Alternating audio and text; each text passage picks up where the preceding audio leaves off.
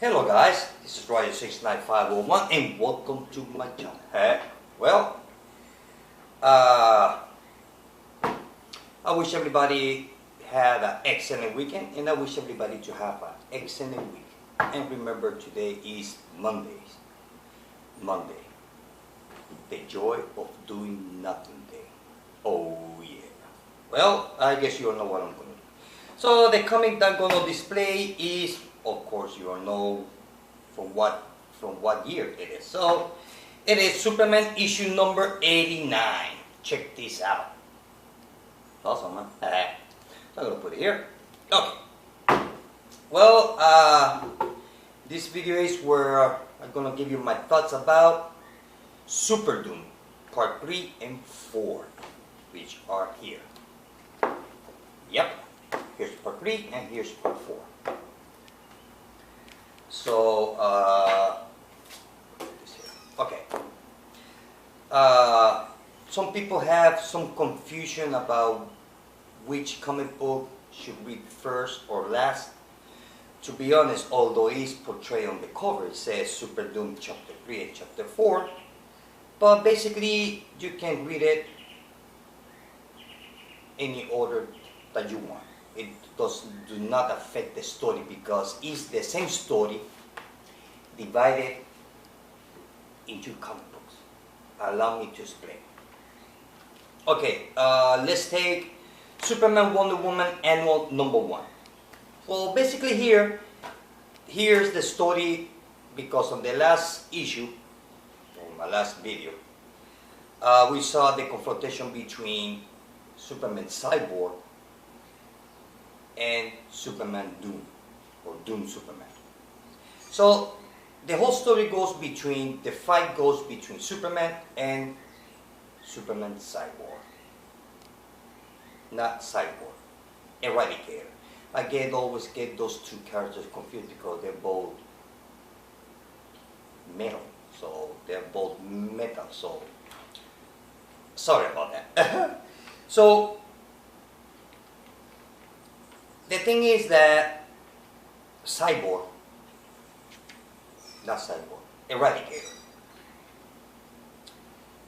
it's Monday. He's on his way to planet Earth with a giant fleet of spaceships.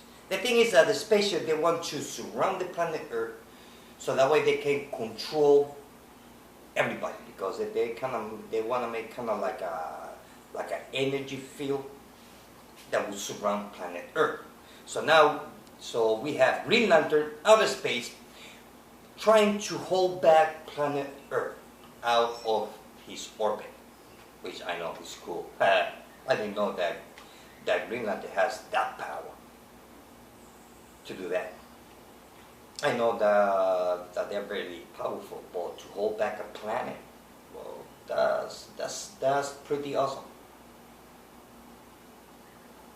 So the whole comic book goes in that combat. Now, this comic book has a lot of action. I mean, from the beginning to the end, there's action all over the place. The story is really good. We get to see Lex Luthor trying to take over, kind of like the leadership, because he's supposed to be the smartest man alive, but he's not. We got Veritas, the female doctor that lives almost on the center of the earth. Actually, Superman's buddy. So Superman's trying to control his rage.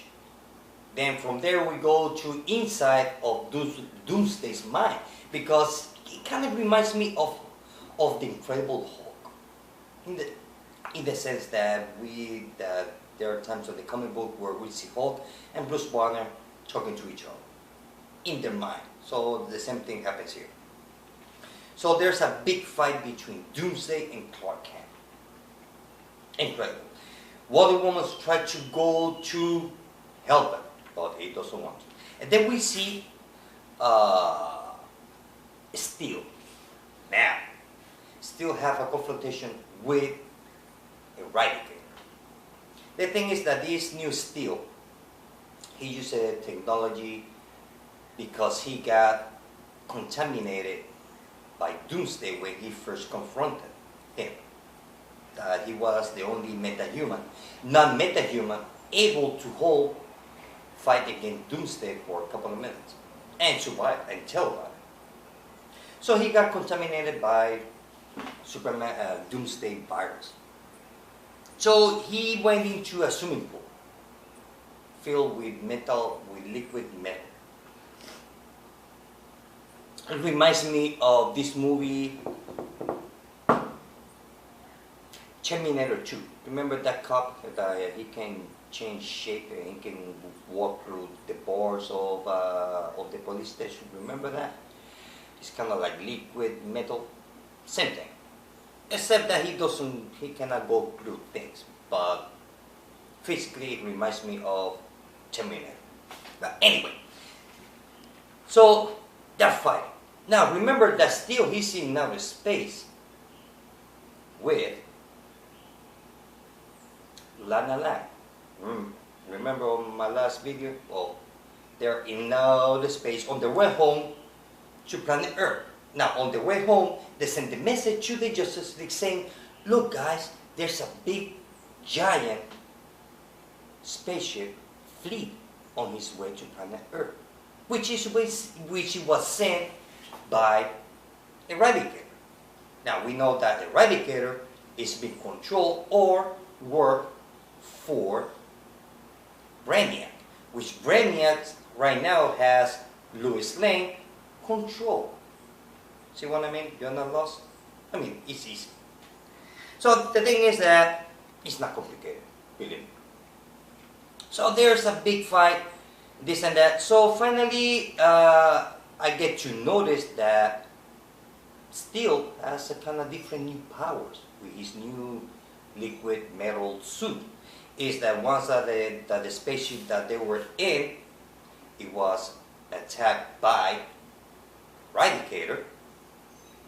So what Steel did was that he hugged Lana Lang and make his liquid suit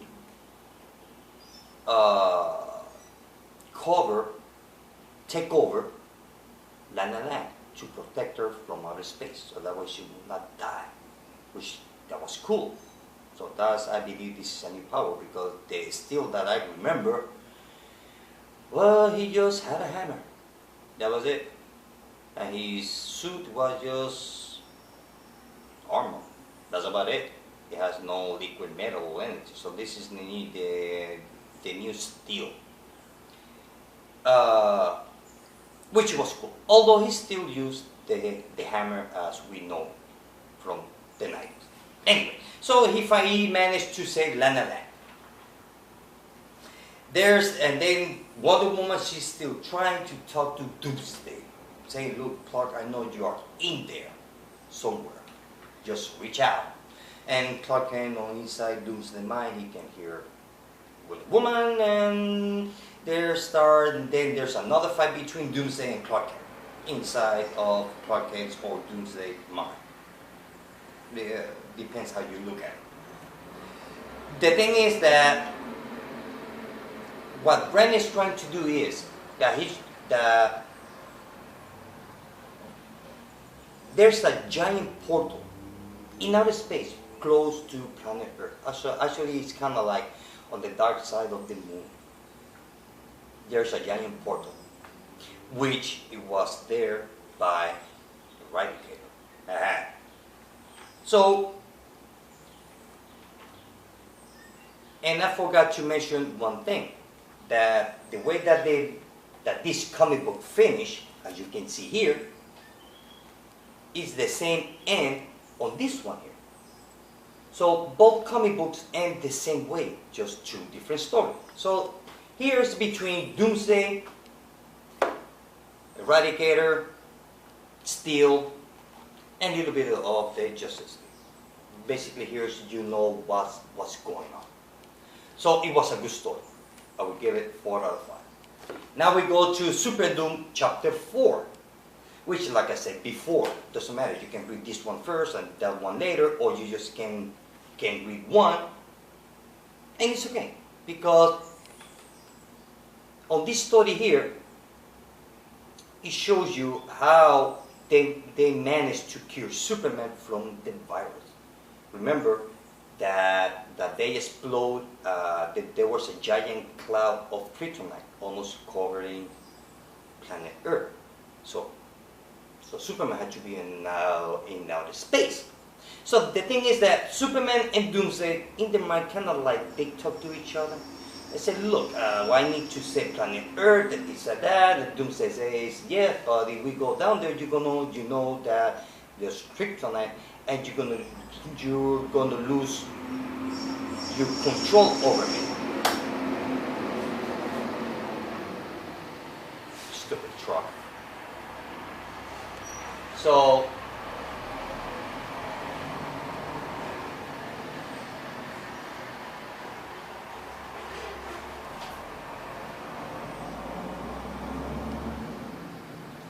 sorry about that. When it's not, my neighbor start barking. There's a plane flying by. Now it's a truck. So there's always had to be something. Okay. So chapter 4 of SUPERDOOM. Here on this comic book we have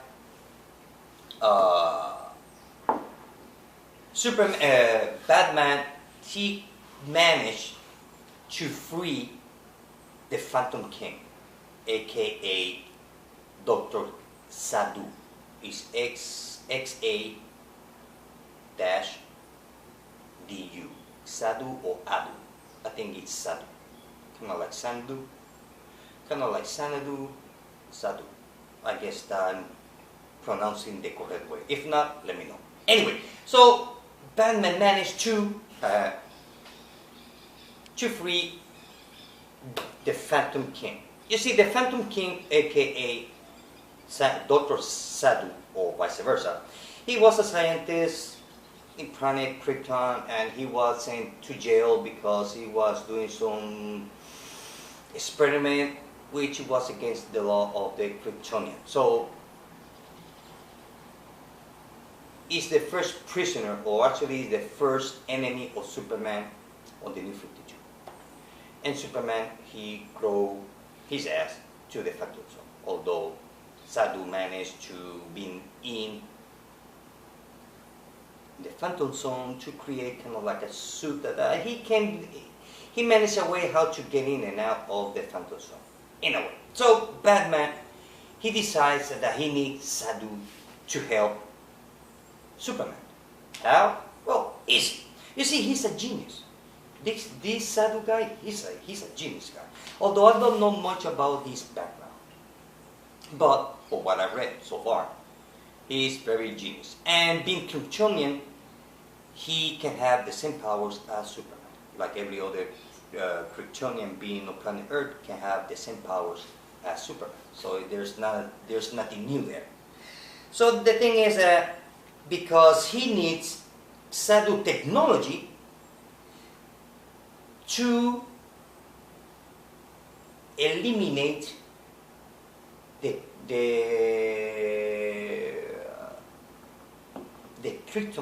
kryptonite cloud over planet Earth. How? Well, I will explain you in a minute. You see, so Batman managed to take out or free, in a way, Sadu. Now we got Harrow.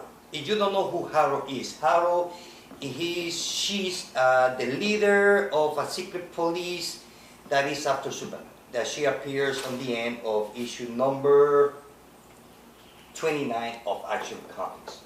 On the last page, Harrow is her first appearance. Okay, not first, but yeah, I think she was her first appearance. Either way, she appears on the end of Action Comics issue number 29. So she has the power to how is it called?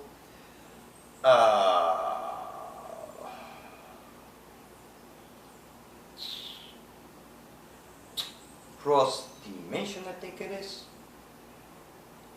I think it's called cross dimension. She can cross dimension. So Batman using Harrow to control Sadu.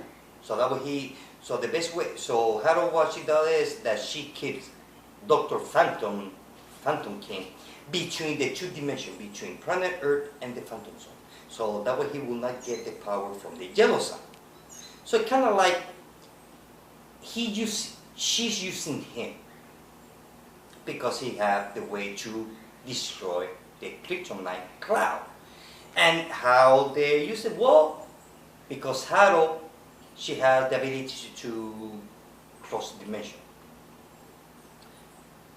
And by doing that, she can connect that to make every single particle of that kryptonite cloud to send it to another dimension.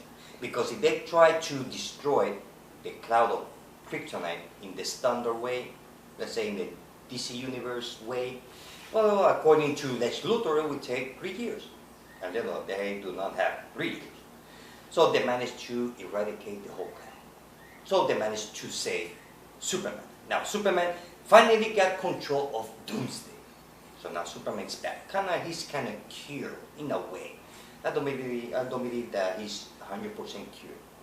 I think that he still have that virus on the inside. It's just he managed to control his rage, because Doomsday is all about rage. I mean, he can be a great candidate to be a Red Lantern. He can take over the Red Lantern Corps in a heartbeat. I mean, everything. That's how Doomsday is.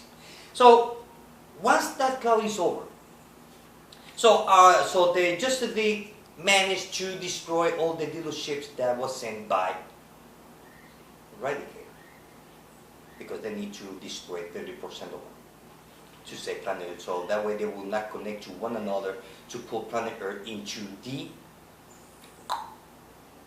portal, which I'm gonna get to that later. So finally, Harold and Dr. Sadu, they are into a fight. Also, we get to see the Ghost Soldier.